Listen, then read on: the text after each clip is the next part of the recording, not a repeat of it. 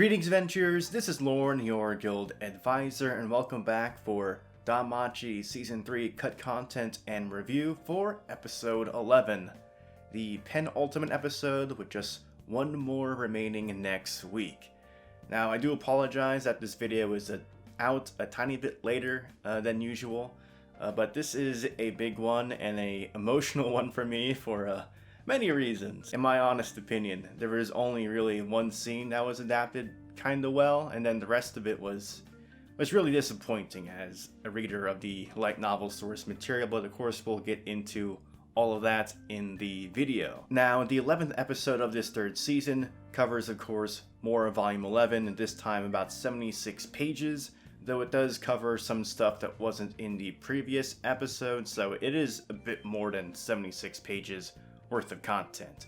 But to start the episode off, we have Tiona finding Wiene stranded and her trying to get back to some source of help, like either the other Xenos or someone else from Hestia Familia. And I explained last week how the situation is a tiny bit different because originally the Amazon twins were supposed to be fighting against Mikoto and Welf, and then through the use of the wind magic sword that Mikoto uses on the Amazon twins, they both fly off, and Tiona eventually finds herself where Wiene is. So that is the actual context for what happens in the light novel. And as you see here in the episode, Wiene is running away from Tiona, and while Wiene is running, at some point she runs into some random kid with a cat. Now, in the context of the light novel, I see what they're trying to do with the anime version of this scene, because again, they've cut some stuff from Volume 8 during Season 2, which is what this moment in the anime is trying to represent. But again, I said before that Oka and Chigusa, both members of Take Mikazuchi Familia, are in the northwest part of Daedalus Street where Wiene is right now, and they're trying to find one of the orphanage kids, which were introduced in Volume 8. They're helping the other orphanage kids find a other kid called Rue who was looking for a cat, and that is the reason for why this random kid is in the anime holding a cat. Like, it's very obviously a reference to that moment in the light novel, but of course the context is completely different, and there really is no reason for this kid to be here in the anime because all these citizens are supposed to be evacuated, so it doesn't make too much sense of why the kid is here in anime context. And then the moment where they have the archway, that bridge, fall down on the kid, it also doesn't make sense in anime context. But maybe as an anime only, you don't have that suspension of belief where the bridge archway just randomly comes crumbling down. Like, it just happens in the anime, like for no reason. In the light novel, the orphanage kid that has that cat, they're like by this already kind of cracked building, and there's like shock waves coming from a battle somewhere else in the area, and that shockwave is what causes the building to finally give way, and that's when Wiene sprouts that wing and then saves the kid. And the kid isn't really used for anything in the anime besides the show Tiona that maybe this monster is good. In terms of the light novel, both Chigusa and Oka see what Wiene actually did, like actually tried to protect the kid. And then the two orphanage kids that are with Oka and Chigusa, who saw that, like, thought Wiene was attacking Rue because of the viewing angle. But when Rue comes back to those kids and Oka and Chigusa, he explains that they made a mistake, that Bell was telling the truth. Like, he realizes that Wiene was protecting him, and you don't get that out of the kid in the anime at all, because all that kid was used in the anime for was just to show Tiona that Wiene actually is a good monster, and that's why Tiona eventually lets her go. And there's some additional dialogue with her sister Tiona when she comes and meets up with Tiona, but basically Tiona like also realizes like there's more to these monsters than just them being monsters. Like, there's some intelligence there, but Tiona is still out to find that black minotaur. And Tiona just says, you just want revenge, because, of course, we know that Asterius did a lot of work on Tiona when they first encountered each other. And the context for how Bell meets up with Haruhime is a tiny bit different. Basically, Hestia tells Bell that Haruhime went off to find Wiene, and that Wiene is also alone. And Bell realizes he's in the complete opposite side of Daedalus Street. He's in the southeast, and Wiene is in the northwest. So to get to her, he would need to go like straight through the middle, and that's like right through Loki Familia encampment. And he realizes that he needs to go to Haruhime to get the level boost, so he's fast enough to really avoid detection, so he's not in the area for too long and able to get to Wiene fast before anyone else can find her. There is some fun dialogue in the light novel when Bell is carrying Haruhime like all princess style. Haruhime says a line very similar to Hestia during season 2 when Bell is carrying Hestia while running away from Apollo Familia. How Haruhime says, "I know I shouldn't really be happy right now, but I am," while she's being carried. And you can hear Hestia through the Oculus saying, "Hey, you stole my line." Now, let's go back to the fight against Gareth with Welf and Mikoto. Now, this changes in here are very strange to me because, first of all, Gareth never actually sees Mikoto and Welf because they're still cloaked in the light novel. The black mist that Fells was supposed to do, which they didn't adapt into the anime, is still all around, so it's very hard to see anybody still. And yes, the magic swords that Mikoto and Welf are using, the ice ones, did break. And Tsubaki does come in. I'm happy they kept Tsubaki's part in this scene, though she is in this scene in the light novel, but the anime handles her a bit differently. She comes in, and you actually see the bag of weapons you see slung over her shoulder in the anime. The reason for that is that she's testing her magic swords against Gareth. Like, hey, Hephaestus told me to help out, so I thought I might as well come in here. And Welf like points out that, hey, you just want to test your magic swords, and that is indeed what happens. And I think the really weird thing about Tsubaki's appearance for anime onlys is that it's very strange for Tsubaki to appear here because, in terms of the anime, she's only been seen twice, for the main series at least. She's seen in one frame with Hephaestus in the Familia office when the guild sounds the alarm when the Xenos attack floor 18, and also she's in the ED, of course. But this is actually the first time that an anime-only viewer has seen Tsubaki interact with Welf. So I imagine it's very strange for an anime only to see this, because Tsubaki is the captain of the Hephaestus Familia.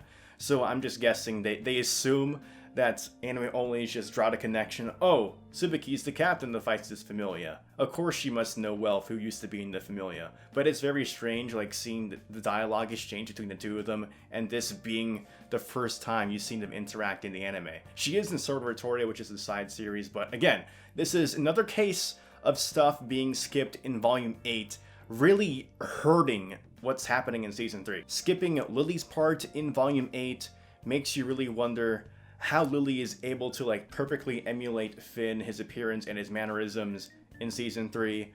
Skipping Sears' part in Volume 8 changes a ton of stuff in Season 3 that they're like constantly trying to write around.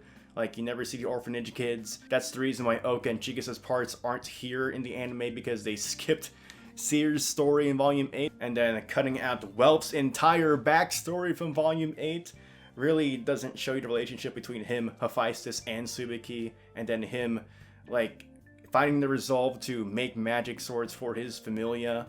You meet his freaking father and grandfather in Volume 8, like, in terms of, like, characters that get shafted by this anime adaptation, Welf has felt that the most, because in Season 1, Volume 4 is Welf's introduction novel, and it's only one episode. In Season 2, again, his entire backstory from Volume 8 is entirely skipped, and then that affects what's happening here in Season 3. What's his relationship with Tsubaki? And let's talk about his last magic sword, Hio. Like, you see that he's hesitating to use it because he's afraid that it's too powerful, that it might hurt Gareth.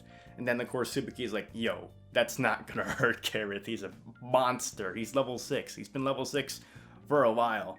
So it's the same thing. Like, Tsubaki does tell him, like, in the light novel, here in the anime, like, yes, use your sword. Though the context is a bit different, of course, because, again, in the light novel, the area is still covered in that black mist that Fells used to get the Xenos away from all the Loki family members that are in the area. Here you just see Gareth in the anime. And Tsubaki actually helps Welf aim the magic sword because of all that black mist. Welf can't see where Gareth is, but since Suzuki is level 5, she has the senses of a level 5 adventurer and helps Welf aim the magic sword at Gareth. And the animation for the magic sword here is just very disappointing. And this is always the case with Welf's magic swords in the anime, because they don't look too different from what regular magic swords can do in the anime. But it's always specified in the light novel that Krozo magic swords are especially powerful, but you don't really see that in the anime.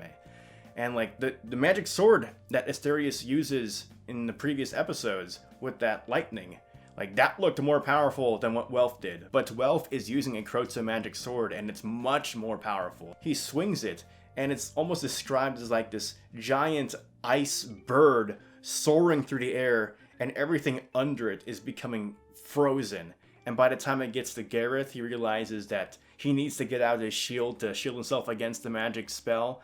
But even then, it freezes his entire left side, it like freezes his beard, it frostbites his entire face, and he makes the comment that that magic is on par with Riveria's. And remember, Riveria is the strongest magic user in Arario at level 6, so that's quite the compliment. That something that Welf can make, a magic sword that anyone can use, that makes him able to wield magic as powerful as the strongest mage in Arario.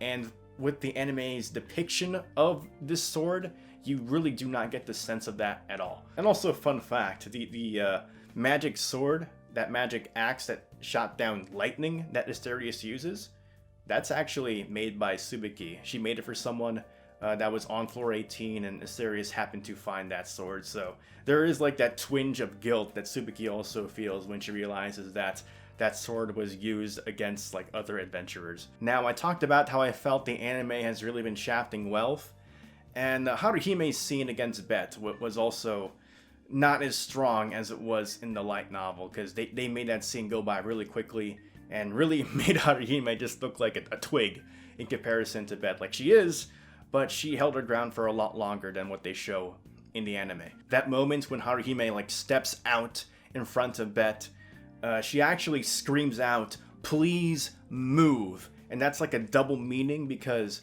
Bete, of course, thinks she's talking to him, like, please move away from this area.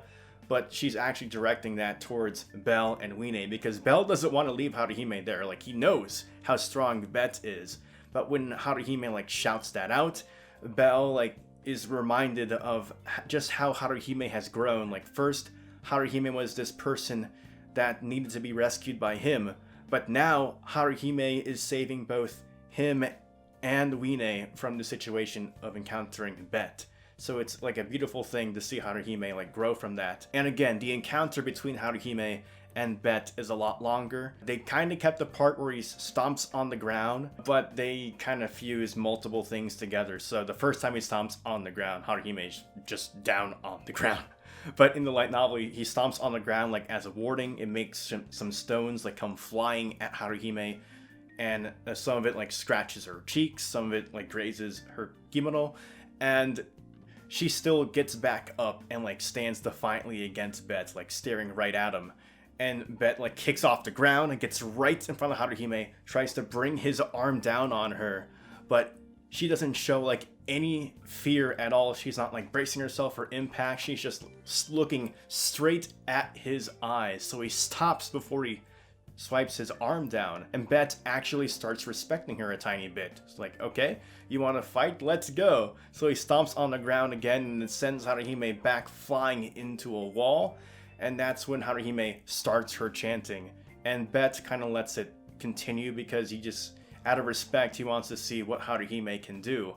And during that chant, I do like in the anime how they actually show Aisha coming, like she actually sees the light that Haruhime is making with her spell.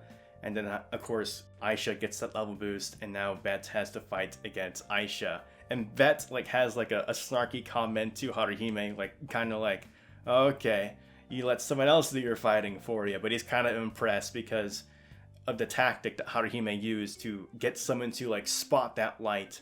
And then Aisha, of course, comes in like the big sister she is to Haruhime. Now for this next thing. Now, I know some of you might have been disappointed that you don't actually get to see the the actual fight between Ais and Ryu. I was the same way when I read Volume 11.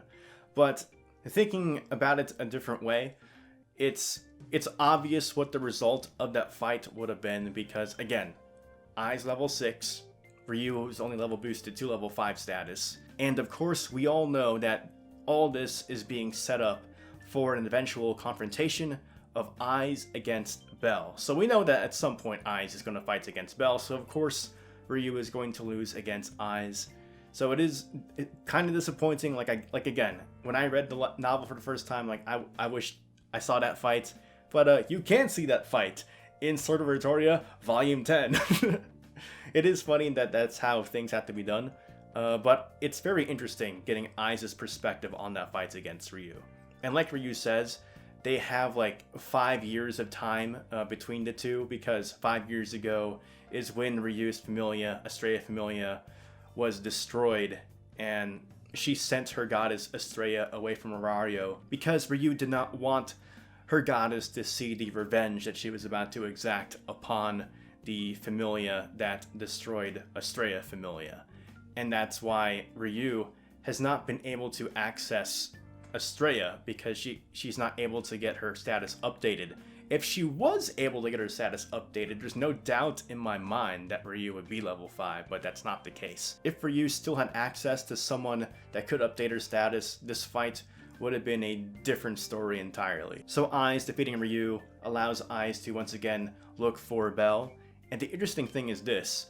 When Ais encounters Bell and Wiene, Bell actually suspects that Ais has been following them for a while, and that's actually why Bete went down and confronted Haruhime earlier, because Bete knew Ais was in the area, but Ais was still indecisive what she wanted to do. And the main problem I have with this entire adaptation of Ais confronting Bell is just that the emotion that was present in the light novel during all these moments between the two, it's just not there as much. And a lot of this just has to do with how they handle Ais' emotions until the very end of their encounter, when she finally starts to break, when Wiene is tearing off her own claws and wing. Until that moment, you don't really see Ais struggling or changing emotionally at all. But in the light novel, this entire time, Ais, she doesn't want to fight Bell. And in the light novel, as soon as they encounter each other, she says, "Come out," to the air, because she knows that Bell is hiding under the reverse veil that Bell's provided them. She knows that he's invisible somehow. And when she says "come out" in the light novel, it's described that she says that with a hint of sadness. And in the light novel, there's a lot more emotional build-up to the point where Bell finally decides to draw his weapons against Ais, his idol. It's heartbreaking to him and to her. It actually says, as Ais narrowed her eyes at him sadly, he pulled 2 knives, one black and one crimson, from their hilts. And Wiene whispers Bell. Hestia is just silent through the other side of the oculus. It's a very tense moment when Bell and Ais, the moment right before they have to fight. And I kind of get it, because there's only 12 episodes. I always say this, there's only 12 episodes, so they can only fit in so much. And what I say to that is, why didn't it get at least 13 episodes like season 1 did? Because it clearly needed more episode runtime, but we just didn't get that. And again, I can't give the anime well, you did the best of what you had, here's some bonus points. That's not how it works. And again, the anime is very different in how it handles all this stuff between Ais and Bell compared to the light novel. In the light novel, Ais is constantly trying to toss Bell aside and get to Wiene. So instead of Bell and Ais only fighting 2 times in the anime, when they first meet each other, and then once again when Bell is getting in the way of that passage that he hid Wiene in, here in the light novel, they're fighting multiple times. The first time they fight, Ais easily gets him out of the way, and then she just chases right after Wiene. And Bell is actually kind of peeved about that, because Ais barely fought him at all, and she just jumps right over him and goes straight after Wiene. And that's when he makes a decision, because he has to use Firebolt against Ais' idol, and it kills him inside when he's using Firebolt. towards Ais. Like, he has tears in his eyes when he finally makes that decision and fires Firebolt at Ais, because he won't be able to make it to Wiene in time, just running after Ais and Wiene. So Firebolt hits a wall and it makes a cloud of dust, which makes Wiene disappear. And again, anime very different. Bell just uses Firebolt when Ais like backs off a bit, and then makes like a lot of the stone ceiling fall down and all this dust appear. It's very weird how that's handled, because like even though Bell did that and they got away, it really wouldn't take that long at all for Ais to once again catch up with them. So it's very strange with how they handled it in the anime, because like right after that, after Bell and Wiene get away from Ais in the anime, you see them literally just walking. I'm like, where's the tension here? Like, Ais is level 6. She's gonna catch up to you really soon. How are you guys just walking in the next scene? It bugged the heck out of me. So back to the light novel version. Again, Bell uses Firebolt on a wall, and it makes all this dust appear so Wiene can escape into it. And he once again gets back to Ais, and Ais actually whispers, "I don't want to fight you." And Bell shouts back, "Neither do I." And the entire time, Bell like is trying to get Ais to listen to him, but she's not having any of it. Like, she keeps saying, "I don't have anything to talk with you about." And she continually like tries to get Bell away from her and then chase after Wiene. And then Bell ends up doing like this flurry of strikes rapidly, and it's dubbed like the Rabbit Rush. But Ais is able to deflect it all pretty easily, but she is impressed at how much stronger and faster he's becoming. And that's when she says, "I can no longer make allowances for you." So she starts turning it up against him, and she easily like dispatches Bell. And just before Ais would do like a strike that would seriously might hurt Bell, she flicks her wrist and makes it so like the flat part of her blade hits Bell in the ribs, and he's smacked into a wall. But despite that, Bell struggles to get back up, but he's still up, and Ais is like, man, okay. And then she eventually does another series of strikes, and one of them catches Bell underneath the breastplate, and it lets him up into the air, and he crashes into the ground. And that's when Ais takes off once again to find Wiene. And here in the light novel, Bell realizes something, and he asks for Hestia's help to guide him towards Wiene, because Hestia knows where Wiene is due to how that map works. So Hestia is able to guide Bell to Wiene. Bell basically has a navigator in Hestia, which allows him to just go straight to Wiene and also make use of any shortcuts that might be on the map that Hestia has. And then it changes into a scene where we see the aftermath of the Bete and Aisha fight. Of course, Aisha loses, and she tells Haruhime like if she has to do something, she needs to go ahead and do it. Don't worry about her. And there's like a small little hint of foreshadowing for the next novel that Aisha says in the light novel here, which is really cool to see, like on the second read, like, oh, that's what it's talking about. So Bell makes his way to Wiene, and just like the anime, he remembers something about the hidden passages when he remembers about monsterphilia, you know, back during season 1 when the production looked a lot better.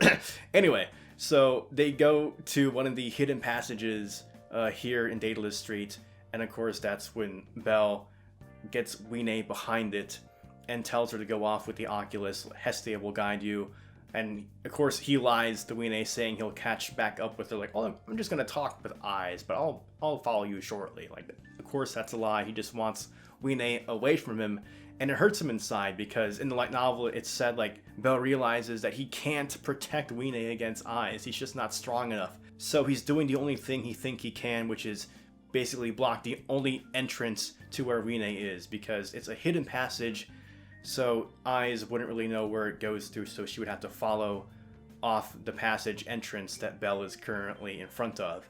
And the way that passage is depicted in the anime is very strange, because it's supposed to be a hidden passage in the light novel, like how you see Fells use a hidden passage earlier in the season. It's like something like that. And he has like push a stone panel through the guidance of Hestia to open up this passage.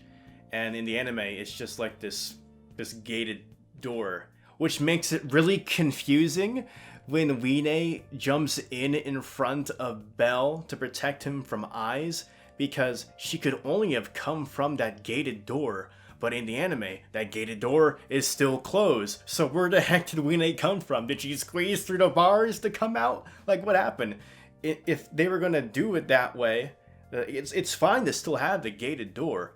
All they had to do was just like have some sound effect and show like the gated door being like on the ground, like, oh, Wiene actually tore it open, and that's why she's in front of Bell and Ais. But when you see her in front of Bell, the gate's still there, intact and closed. So Bell and Ais end up fighting again, and Bell like actually like roars with a intensity, and it kind of like alarms Ais, like what's going on here? Like he's so defiant in trying to protect this monster that he's roaring against me, and it shakes her a tiny bit.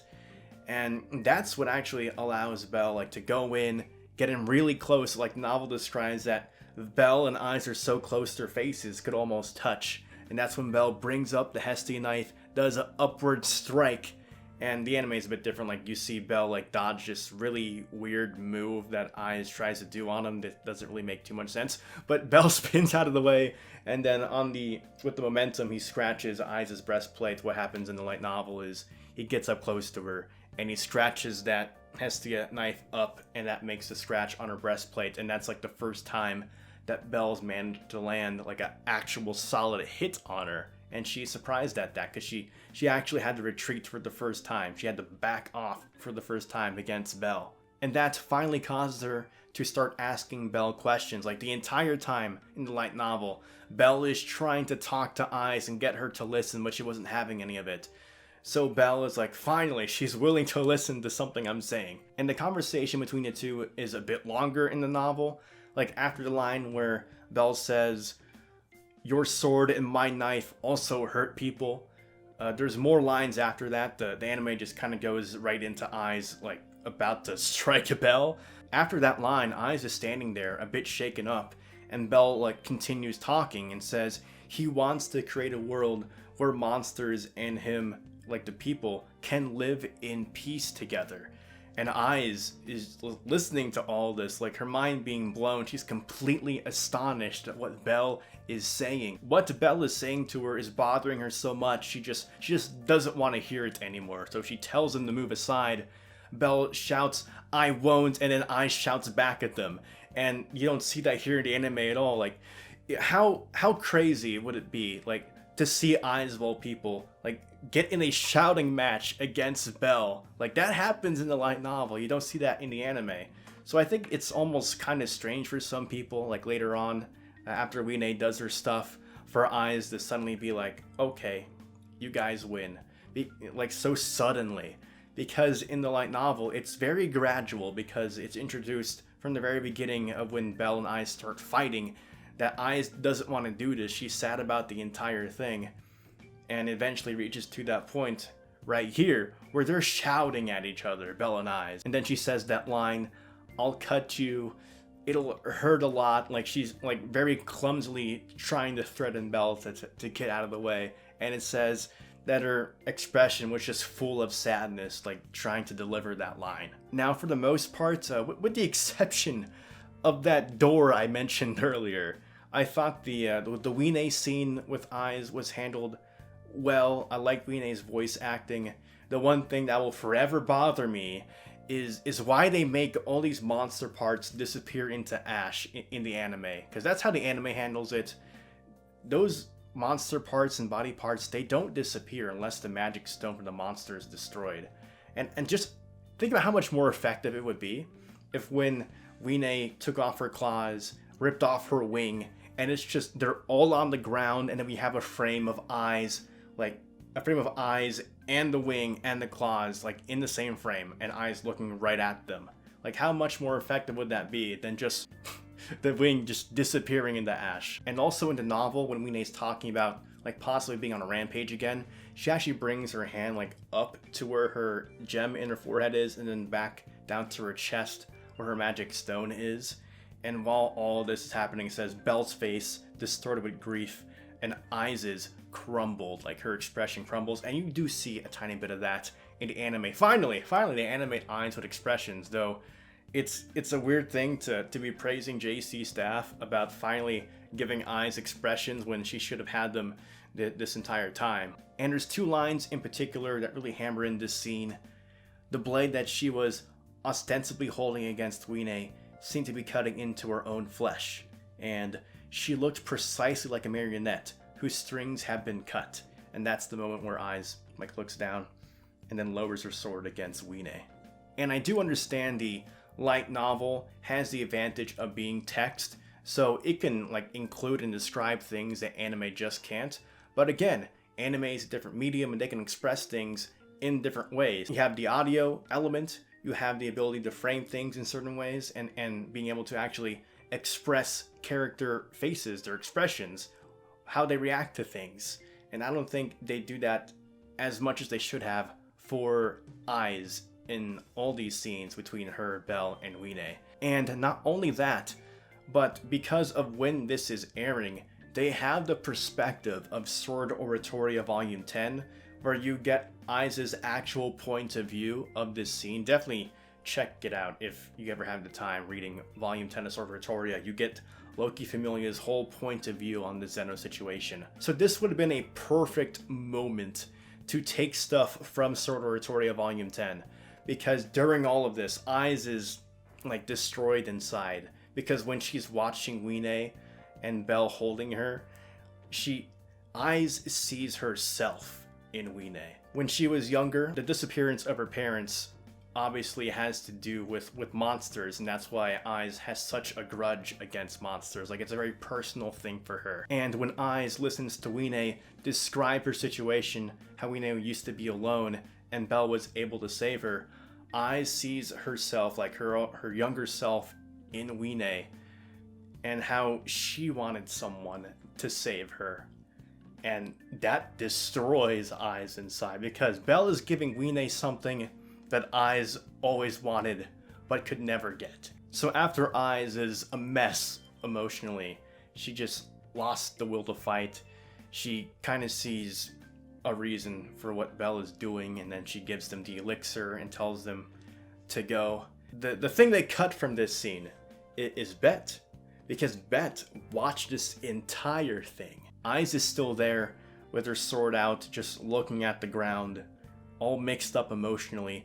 Bete walks up and asks her if everything's okay, and she says, yeah. And Bete says that he'll leave her alone and he'll go away first. And Ais thanks him, and Bete is like, why are you thanking me? What I do? Walks away. And then that's when the light novel, as far as the main series, ends that scene. But in Sword Oratoria Volume 10, there's one more bit of dialogue that Ais says to herself. What she says? Somebody help me.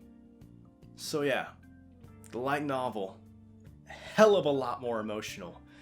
And it's just a bit disappointing that the anime just can't deliver that same type of gut punch during all these moments between Ais and Bell especially. And before you say well, that's the light novel. The anime can't do everything that a light novel can. Yes, I said this earlier, but anime can do things in different ways, and it's very apparent with other light novel adaptation. Earlier in the year, Re:Zero Season 2, Part 1, Episodes 4, Episodes 8. I read the source material for Re:Zero Season 2 before it aired, and those moments hit just as hard in Episodes 4 and 8, with those heavy moments. Hit just as hard. And you know why it did? Because of how it was produced, because of how it was directed.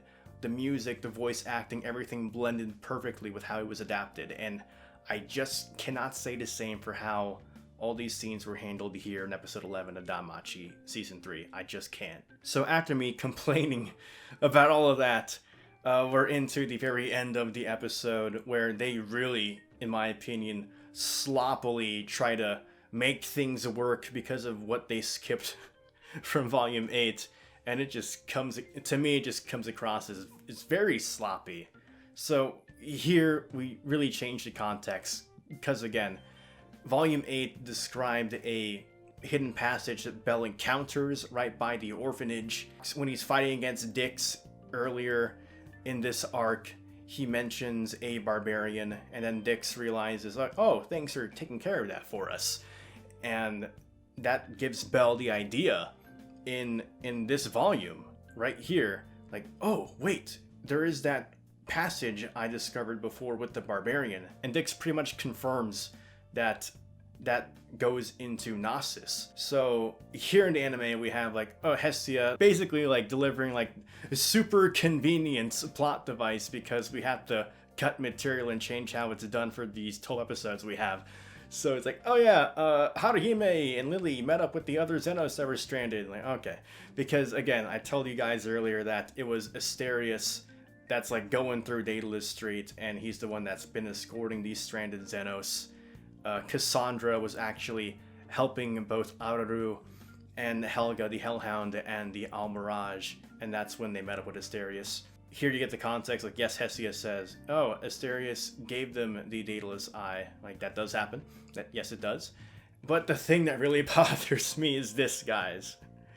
It's incredibly convenient that there is a passage that all of them can go to, and they just say like, oh, Asterius used this to reach the surface. No, he didn't. No, he didn't. There's no extra hidden passage that Asterius used to reach the surface.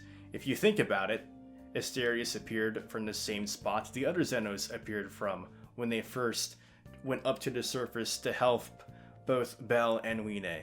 Asterius appeared right there. This isn't a new location. And even if he did come from a different place, Loki Familia saw where he came from. They surveyed the entire area. They know where the 4 entrances are. And later on in the episode, you discover there really are only 4 entrances around the center area that we know of because Hermes pulled a trap on the other Xenos. So yeah, it's a very sloppy handling of writing out the stuff that was in Volume 8 and then trying to make it work. But if you really look at what's happening, it doesn't make any logical sense with how they decided to do it if you really take a close look at it. And Lily was never in this scene to begin with, and it's very strange. Like, if you do include Lily, I don't have a problem with that. You can include Lily in this scene, that's fine. But she's just there. Like, it's incredibly obvious she's not supposed to be there to me as a light novel reader. She doesn't say anything the entire time when they're together. Lily's just like watching all this happen, seeing Haruhime, Wiene, and Bell talk and make that picky promise. I like the picky promise. At least they kept that. Very precious, wholesome moments. I'm glad they kept that in. But Lily's not doing anything here. She has no dialogue to offer. It's so weird. And again, sloppy handling of what's happening in the actual volume versus how they adapted into anime. We just skip to a scene with Hestia like, oh no, I dropped the book into a puddle that randomly appeared at the top of the building. That's whatever. That's whatever. But it's just funny to me how they handled that, because originally what happens is that Hestia is like, man, good thing Bell like realized where a hidden passage was, like the one I mentioned from Volume 8. Good thing you mentioned that. And she's like flipping through the book. And as she's flipping through the Daedalus notebook, it slips out of her hands, like falls down off the tower into like this wet corner, and she comes down and picks it up, and then she realizes that like there's something weird to it. Like it doesn't feel like an actual real book because the ink isn't smeared at all. And then the novel includes a scene with Finn getting a report that the Xenos, like they lost track of the Xenos, but they were last spotted in this area. In a specific area, I think it's like the 21st district or something like that. And Finn is like wondering, like, wait, what? That doesn't make any sense. We surveyed that area. There shouldn't be a passage there. And that's like, all this is building up to when you have that scene with the Xenos with Fells, and then seeing that there is no door to Gnosis there. And that's when Hermes comes in and basically admits like, hey guys, I brought you here. And the dialogue he has is a bit longer because as they're talking, Hestia is coming through the Oculus and saying like, hold on a sec, guys. Fells, I think Hermes, like she's trying to warn Fells about something Hermes did because she suspects Hermes a lot. And Hermes is already there in the room with the Xenos, and he gives Fells this look, and Fells like crushes the Oculus almost as if Hermes was ordering Fells to, crush it. cut communication with Hestia because Hermes has plans for them. And of course, I'm not going to get into what those plans are. Fun fact, like I pointed out earlier that Osfi had these bags under her eyes a few episodes ago. The reason for that is that she was busy trying to make a very, very convincing Daedalus notebook. Like, that's something she made. She had to make something so convincing that you thought it was made like 1,000 years ago. So yeah, that's the episode. Obviously, if you guys listen to the entire thing, you know I'm really not too hot on it. Like, I thought Wiene's voice acting was good. Parts of that scene was great, but otherwise, a lot of this to me was just completely underwhelming as a light novel reader. And to all of you that have been constantly saying like they're saving all this for the end, I'm like, well, we're here at episode 11, and I'm really wondering what the heck we were saving for, because I'm not seeing it. Like, we have one more episode to go, and it should be the most epic episode you've ever seen in your life in terms of DanMachi. But given how these past 11 episodes have been for me, it's just really hard for me to think that anything we see in the final episode next week could surpass the Minotaur fight in season 1. I don't think anything that we've seen so far in terms of the anime adaptation has surpassed that Minotaur fight in season 1. And if anything is supposed to, it's next week's episode. And if it doesn't, if it can't surpass the feelings and emotions we felt during season 1 with that Minotaur fight, if it doesn't surpass those feelings next episode, this entire season, in my opinion, is just a failed adaptation. And I hope they don't announce a season 4 like right after this, like they did for season 2 to 3, because it needs more time than what was given here. Clearly. So yeah, read the light novel. Again, I understand if you're not fond of reading, but if there's any individual light novel that you would read, I want it to be DanMachi Volume 11. Just please. Just Volume 11. Please. For me. For my sanity.